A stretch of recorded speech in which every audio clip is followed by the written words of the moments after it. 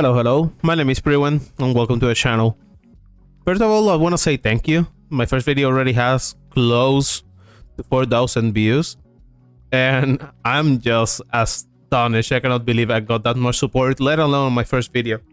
So today, I've been looking at Reddit a lot and people are complaining about certain cards. I'm pretty sure you can figure out which ones they are. And I'm collection level 3,354. So I am facing a lot of Darkhawk, like an absurd amount of Darkhawk. Everybody who has a brain and had the collector tokens apparently grabbed him. I, on the other hand, not only do I not have Darkhawk, I do not own any Series 5 cards. So if we go here, I only have 3,500 tokens. I'm not gonna pin this, I'm waiting for it to go away. And I don't have any, not only do I not have Darkhawk, I don't even have enough tokens to claim it if I wanted him. So today I wanted to share with you what I would play if I was not in Infinite by this time. If I was still grinding, if I were still like trying to get up the ladder, what will I play? How does it look like? And I wanted to showcase also some decks that are more budget friendly. So if you're pool 1 and 2, you can get away playing something like this. We run armor and Khazar. We're gonna buff all the little dudes and we're gonna protect them with armor. And Sandman is just a nice inclusion because even if you're pool 2, you get access to the season pass. So you're gonna see a lot of Silver Surfer if they bought it. You're gonna see a lot of Sabo if they bought it. And Sandman pretty much stops them dead in their tracks. They wanna be able to play a lot of cards at the same time, and you are holding them hostage and making them play only one card at a time. And at the end of the day, once you play Sandman, turn 5 usually goes to Blue Marvel, turn 6 usually goes to Spectrum. You're not looking to sue anymore. You're not looking to play a lot of cards. In pool 1, you can also play something similar to this.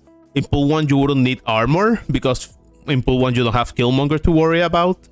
Remember that the CL, the collector levels, pretty much dictates what your opponent is going to have access to. There are going to be a couple of outliers because the way the matchmaking system works, if you have a high MMR, if you've been winning a lot, they're going to try to put you with players that have the same MMR, even if they have more collector level than you. But for the most part, you should play against people that are more or less on the same range you are. And you don't have to play a suit deck if you don't want to. You can play Devil Dinosaur, you can play Control deck, you can play even this card with Swarm. You have a couple options, and the meta for Series 2 and 1 is already like pretty solidified. So you can just go online, look for decks, and they're gonna serve you well. Now, if you are in pool 3, you're gonna see a lot, and I mean a lot of different decks. So if you're in, I'm gonna say 2K, for example, collector level, I will play something similar to this. This is a Patriot deck. So it means that you want to buff cards that have no ability. And some of these cards are pool 3, like Invisible Woman and Debris and Wasp. In, I believe, Ultron and Mystic too. But if you don't have some of them, you can actually interchange them. If you go to the no ability, you can play something like Brood and buff the other two and Mr. Sinister too. If you don't have Ultron, you can play Doom to have the bots be... These bots have no ability, so they become 7 power. You have a couple options, and the deck is actually pretty solid. The reason I run this specific deck, if you are in like almost 3,000 or the 2,500 mark, is because Enchantress is gonna ruin your day. So usually the game pattern that we wanna do is play Invisible Woman, play Patriot and Mystic behind it, and play Ultron in the very last turn. And then you're gonna have the other two lanes. They're gonna have 20 power each, and you can probably run away with the game. It is a pretty solid list that is comprised only of Series 3 cards. So if you are somebody that is starting your journey through Series 3, you can check this one out. Now, that doesn't mean I'm not saying go and waste your tokens in these cards. I'm not giving financial advice. Please don't do it and come back here saying something like, hey, I paid 1,000 tokens for Patriot and 1,000 tokens for Mystique and it didn't get me to Infinite. This is a good deck, but you know, only if you already have the cards. Don't go out of your way. So this deck is actually pretty good. It doesn't have any Series 4 or 5 cards either. I made a video about this deck not long ago. If you don't have Thor, you can easily replace him, probably for something like... Let me see what can I find him. I will put like Mr. Fantastic, right? If you don't have... What else? If you don't have Maximus, that's kind of a bummer. You want to have Prio. But you could play something like Groot, or... I wouldn't play Black Cat. Maybe... No, I wouldn't play Swordmaster either. So I would probably play either Groot or Polaris. So you could do something like this. And everything else you should have or is pretty essential to the deck. The reason this deck works is because Leech can shut down most of the Sabu strategies, and Silver Surfer too. If you play him on 5 and you hit their Silver Surfer, they have to concede the game. There's pretty much nothing they can do at that point. So I will probably play this if I was trying to climb to Infinite and I was not facing people that have like Darkhawk, and because Darkhawk really breaks leader symmetry pretty easily. They can play something like Rock Slide on turn 4, followed by Moon Girl, and then they can play double Darkhawk. And even if you copy the Darkhawk, it doesn't matter because your deck has more cards, so he's getting even more buffed. But if you're not facing Darkhawk, this is pretty solid. Just be mindful of not playing Leech if your opponent has a 0 deck, because you're gonna erase the ability from Infinite and Red Skull, and you're gonna be in for a really rough time. So if you have Silver Surfer, this is the list I will probably run. It's pretty easy to play. Play a 3-drop on 3, play another one on 4, play Sera on 5, play 3 more on 6, and that's pretty much it. It plays itself, really. But it has a lot of powerful cards like Killmonger, Cosmo, and Polaris that can let you interact with the opponent. You're gonna notice that I'm missing some cards that most people play, like Storm and Juggernaut. But the reason I don't play them is because you're gonna play 1, 2, 5 3-drops, ideally. 1 on 3, 1 on 4, 3 of them on 6. And you don't want to waste a turn. You don't want to waste 2 turns just to do Storm into Juggernaut, because if the opponent is actually any good, they're gonna give you the lane. They're gonna see Storm coming down, you're gonna Juggernaut to an empty space, or you're gonna Brood, and you're gonna commit a lot of power that you didn't really need to win that lane anyways. So it's better to have your opponent spend resources and then do the surprise like Maximus, Brood, and Silver Surfer on the very last turn, and that way you can steal it away from them. Because if you do Storm first and they don't invest anything in it and they give it to you for free and you actually wasted some of your resources, it's gonna be harder to win any of the other 2 lanes. Especially if they run Cosmo, they can try to 50-50 you and they can block your Silver Surfer, which actually kind of sucks. And that's why I don't run Storm for the most part. It is not bad. You can play her if you want to. Maybe you can change Bishop too for another powerful 3-drop like Wolfbane. If you want to play her at the very last turn, you can change her for something like, let me see, Groot is actually pretty good. Thor is actually pretty good.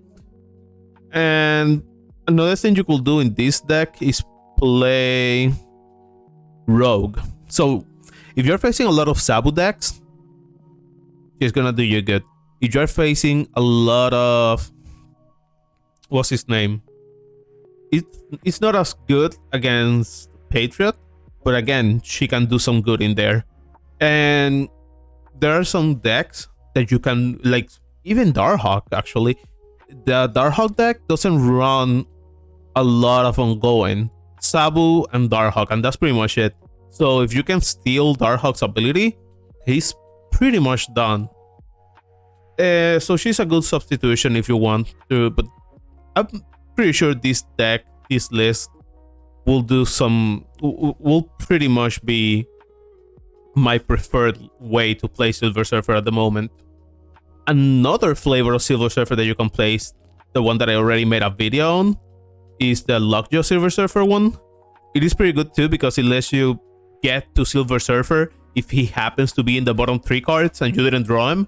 Because remember, if you want to play Silver Surfer at 6 and you don't play Chavez, you have a 75% chance of having him in your hand by turn 6. But you know, 25% of the time you don't have him, and that's where Lockjaw comes in. And there is this list. It doesn't run Arrow and it doesn't run, what was it, Shang-Chi, I believe it was.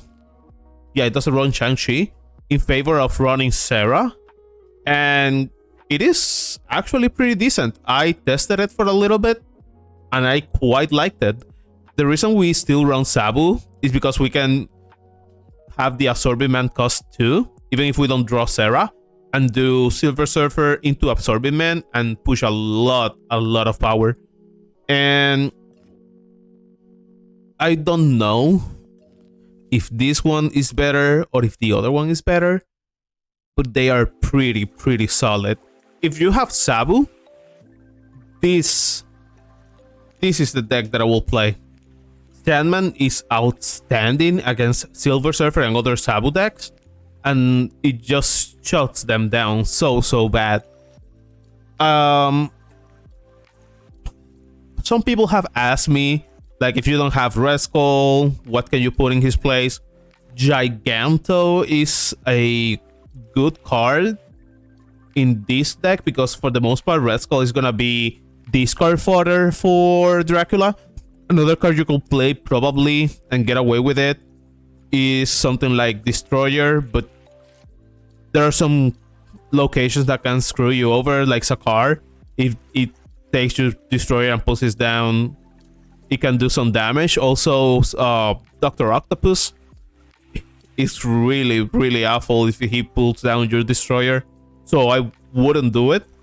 But I will probably play Giganto or Hulk.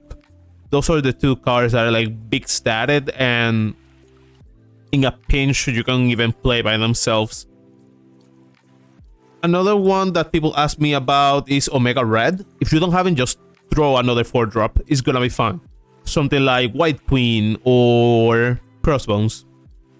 Because Crossbones, he can solidify a lane. If you're already like winning it and you throw him down, he's 8 power. He's out of Shang-Chi range.